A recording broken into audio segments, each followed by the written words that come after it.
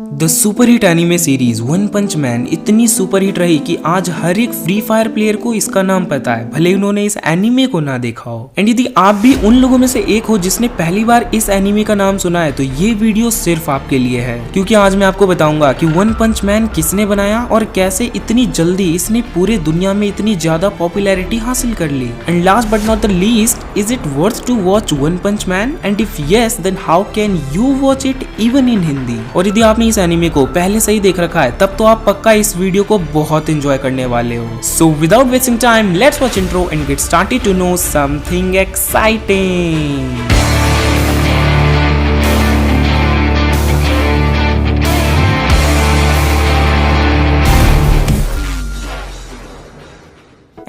Anime मतलब वो सारे एनिमेशंस जिन्हें जापान में बनाया गया हो। Basically Doraemon, Shinchan, Pokemon etcetera कुछ किड्स एनिमे हैं जिन्हें इंडियन टीवीज पर भी ब्रॉडकास्ट किया जाता है। But beyond these kids anime there are a lot of anime series which are incredible and for all the age groups like Idaten Jump, Naruto, Dragon Ball, One punch Man, Death Note, Demon Slayer, Attack on Titan etcetera. And इन सभी anime series को उनके comic books के आधार पर बनाया जाता है। And Japan वालों ने अपने कॉमिक बुक के लिए एक स्पेशल नाम मांगा रखा हुआ है। एंड मांगा के बारे में और डेप्थ में जानने के लिए आप इस 3 एपिसोड की एक स्पेशल सीरीज को देख सकते हो, link is in the description. So now आपको पता चल गया है कि Japanese comic books is equals to manga and Japanese animations is equals to anime. And yes, हम इस वीडियो में स्पेसिफिकली वन पंच मैन के बारे में जानने वाले हैं, जो कि पहले एक वेब मांगा थी और बाद में जाकर एक एनिमे सीरीज बन गई। The back story of one punch man. साल 2009 में वन नाम के एक मांगा आर्टिस्ट ने वन पेन मैन नाम से एक वेब मांगा को एक जापानीज वेबसाइट पर पब्लिश किया। And as you know, one pen man का इंग्लिश ट्रांसलेशन है वन पंच मैन। वेल, इस मांगा की खास बात यह है कि इसमें जो मेन हीरो है ना, जिसका नाम साइतामा है, वो किसी भी विलेन को एक पंच में ही हरा सकता है। और अब आप बोलोगे कि भाई क्या है ये, एक मुक्का और काम खत्म, फिर तो इस सीरीज को देखने का कोई फायदा ही नहीं है, क्योंकि हमें तो पहले से पता होगा कि हर फाइट में कौन जीतने वाला है। Well, you are right, but आप जब इस सीरीज को देखना शुरू करोगे ना, तब आपको पता चलेगा कि क्या चीज इस एनिमे सीरीज को इतना खास बनाती है। एंड इस वीडियो में मैं भी आपको अपने कुछ ओपिनियंस दूंगा, जिससे आपको पता चल सके कि आपको ये सीरीज देखनी भी चाहिए या नहीं। उससे पहले मैं आपको ये बता दूं कि वन पंच मैन आज पूरी दुनिया में बहुत पॉपुलर हो चुका है, बट अभी तक ये किसी को पता नहीं चल पाया है कि वन पंच मैन को बनाया किसने। और इसका क्लियर कट रीजन ये है कि वन पंच मैन के मांगा आर्टिस्ट ने स्टार्टिंग से ही अपने रियल नाम के जगह इसे एक स्यूडोनिम के साथ पब्लिश किया था। स्यूडोनिम, जिसका प्रोनाउंसिएशन मैं गलत बोल रहा हूँ, स्यूडोनम कुछ बोलते हैं। वेल, स्यूडोनिम का मतलब होता है एक काल्पनिक नाम जो कि एक व्यक्ति या कुछ व्यक्तियों के ग्रुप द्वारा किसी स्पेशल पर्पस के लिए रखा जाता है। ज्यादातर स्यूडोनिम होल्डर स्यूडोनिम का इस्तेमाल इसलिए करते हैं क्योंकि वे एनोनिमस यानी गुमनाम रहना चाहते हैं। एंड यही सेम केस वन पंच मैन के मांगा आर्टिस्ट के साथ भी रहा होगा।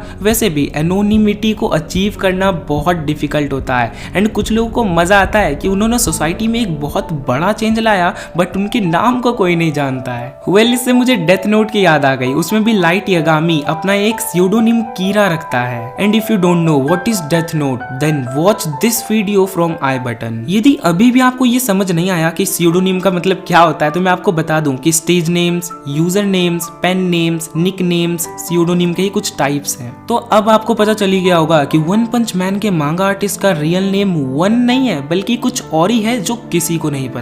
वन पंच मैन का सबसे पहले वेब मांगा आया, यानी उसे फिजिकली प्रिंट करके पब्लिश नहीं किया गया था, बल्कि वन ने वन पंच मैन को एक जापानीज मांगा वेबसाइट nitosha.net पर सेल्फ पब्लिश किया था। 2009 के बाद धीरे धीरे इंटरनेट पर वन पंच मैन की पॉपुलैरिटी बढ़ने लगी और इसे अच्छा खासा रीडरशिप भी मिलने लगा। बट वन ने इस मांगा के नए चैप्टर्स बनाने के बीच काफी ब्रेक्स लिए। लाइक 2010 में कुछ फैमिली सर्कमस्टांसेस के कारण उन्हें 1 साल का ब्रेक लेना पड़ा। जनवरी 2017 के बाद भी उन्होंने 2 साल का ब्रेक लिया। इस तरह मांगा के न्यू चैप्टर्स आने में लेट होता गया, जिसके कारण एनिमे सीरीज को भी बनने में काफी टाइम लग गया। 2010 में लिए गए 1 साल के ब्रेक के बाद जब वन ने 2011 में फिर से वन पंच मैन के मांगा के लिए ड्राइंग्स बनाने शुरू कर दिए, तब यूसुके मुराता नाम के एक व्यक्ति ने वन से कांटेक्ट किया और उससे पूछा कि क्या वो उसके साथ पार्टनरशिप कर सकते हैं। यूसुके मुराता ने वन से कहा कि वो वन पंच मैन के वेब कॉमिक का रीमेक बनाना चाहते हैं, जिसमें स्टोरी सेम रहेगा, बस वो फिर से सभी ड्राइंग्स को रीड्रॉ करेंगे।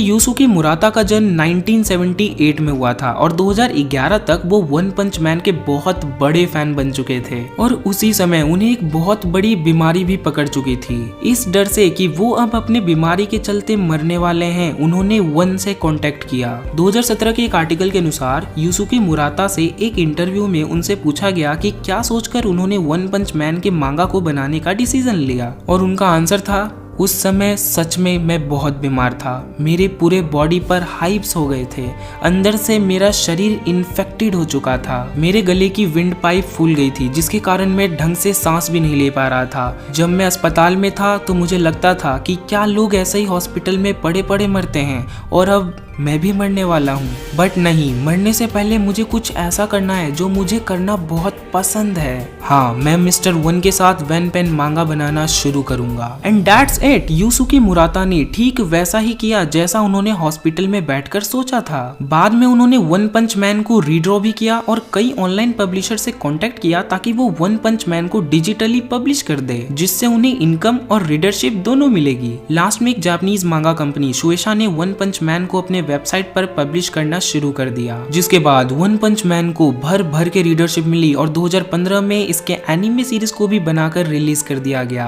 इट ऑल मीन्स कि यूसुके मुराता का बहुत बड़ा योगदान रहा ओपीएम को सक्सेसफुल बनाने में। एंड भगवान की कृपा से आज यूसुके मुराता जिंदा है एंड 42 साल के हो चुके हैं। यूसुके मुराता की स्टोरी से हमें ये सीखने को मिलता है कि यदि आपको ऐसा लगे कि आपके बीमारी के कारण आपका अंतिम समय निकट आने वाला है तो आप अपने पैशन को फॉलो करना शुरू कर दो। क्या पता अपने पैशन को फॉलो करते करते आपकी बॉडी तक ये भूल जाए कि आपको कोई बीमारी भी थी।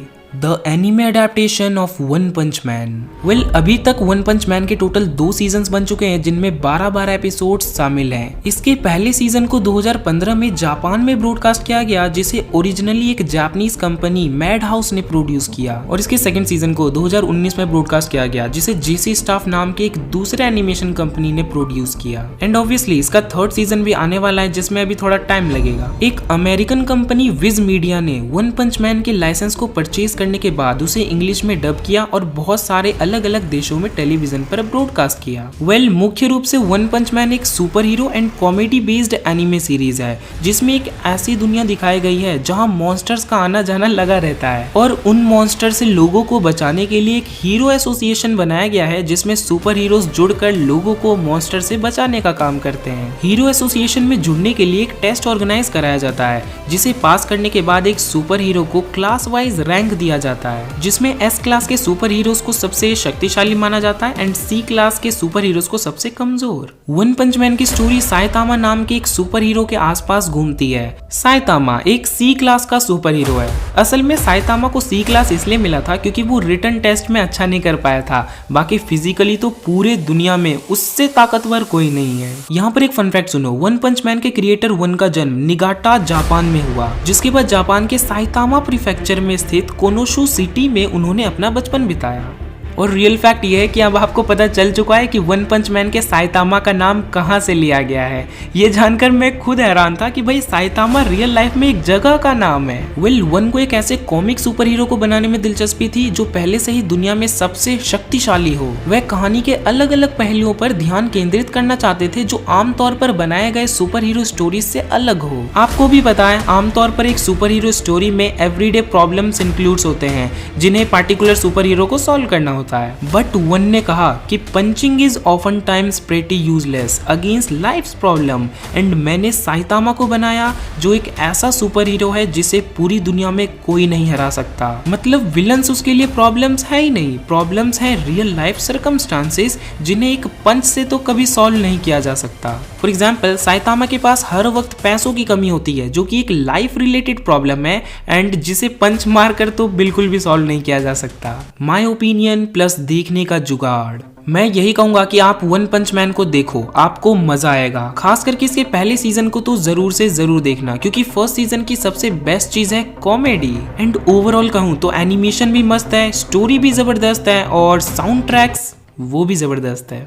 बाकी इसका सेकंड सीजन भी आप देखो, अच्छी है, बट उसमें आपको साइतामा का स्क्रीन टाइम ज्यादा देखने को नहीं मिलेगा। मुझे पर्सनली सीजन 1 ही ज्यादा पसंद आई सीजन 2 के मुकाबले। सो सीजन 1 इज मस्ट वॉच। अब भाई देखे कहाँ से, तो Japanese audio plus English subtitles में आप यूट्यूब पर ही देख सकते हो, जिसके प्लेलिस्ट का लिंक आपको डिस्क्रिप्शन में मिल जाएगा। एंड यदि हिंदी में देखना चाहते हो तो फैन डब के लिंक्स आपको मेरे टेलीग्राम चैनल पर मिल जाएंगे। मेरे टेलीग्राम चैनल को ज्वाइन करने के लिए आप टेलीग्राम पर जाना और एनिमेशन वाइब सर्च करके फर्स्ट वाले चैनल को ज्वाइन कर लेना। वेल इसकी हिंदी फैन डब में एपिसोड 4 से एक निंजा को मैंने अपनी आवाज दी है, तो मुझे भी बताना कि कैसी लगी मेरी डबिंग। एंड ये बताने के लिए आप मुझे मेरे इंस्टाग्राम आईडी animation_vibes पर डायरेक्ट मैसेज कर सकते हो। एंड आपको इस वीडियो से रिलेटेड भी कुछ पूछना हो तो you are always welcome to ask your question on Instagram. At last इस वीडियो को अपने फ्रेंड्स के साथ जरूर शेयर करना ताकि मैं और भी ऐसे वीडियोस बनाता रहूं। Till then stay tuned, stay happy.